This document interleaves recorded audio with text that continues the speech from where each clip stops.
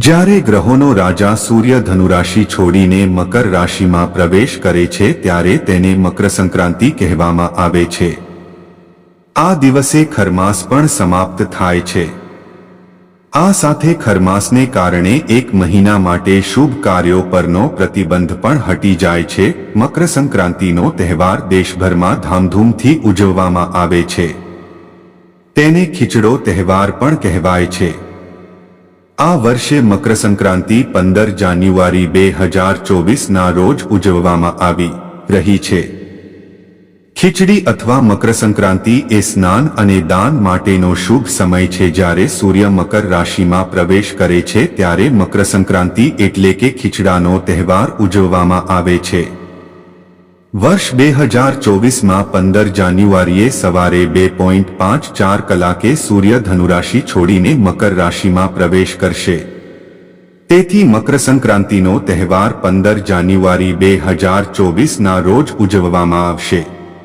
મકર સંક્રાંતિ પર સૂર્યને સ્નાન અને અર્ઘ્ય અર્પણ કરવાનું ઘણું મહત્વ છે।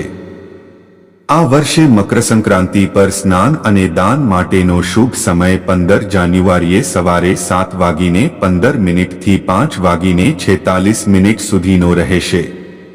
મકર સંક્રાંતિનો શુભ સમય સવારે 7:15 થી 9 સુધીનો છે। તેને ખીચડીનો તહેવાર કેમ કહેવામાં આવે છે? ઉત્તર ભારતમાં ઘણી જગ્યાએ મકર સંક્રાંતિને ખીચડાનો તહેવાર પણ કહેવામાં આવે છે। વાસ્તવમાં આ સ્થળોએ મકર સંક્રાંતિના દિવસે ખીચડી ખાવાની અને તેનું દાન કરવાની પરંપરા છે। તેથી તેને ખીચડીનો તહેવાર પણ કહેવામાં આવે છે। શાશ્વત ફળની પ્રાપ્તિ પૌરાણિક માન્યતાઓ અનુસાર મકર સંક્રાંતિના દિવસે ભગવાન સૂર્ય તેમના પુત્ર શનિના ઘરે જાય છે। આવી સ્થિતિમાં સૂર્યનું મકર રાશિમાં તેના પુત્ર શનિ સાથે સંક્રમણ પિતા અને પુત્રનું અનોખું મિલન દર્શાવે છે। મકર સંક્રાંતિ પર બનેલી ખીચડીમાં અડદની દાળ ચોક્કસપણે ઉમેરવામાં આવે છે।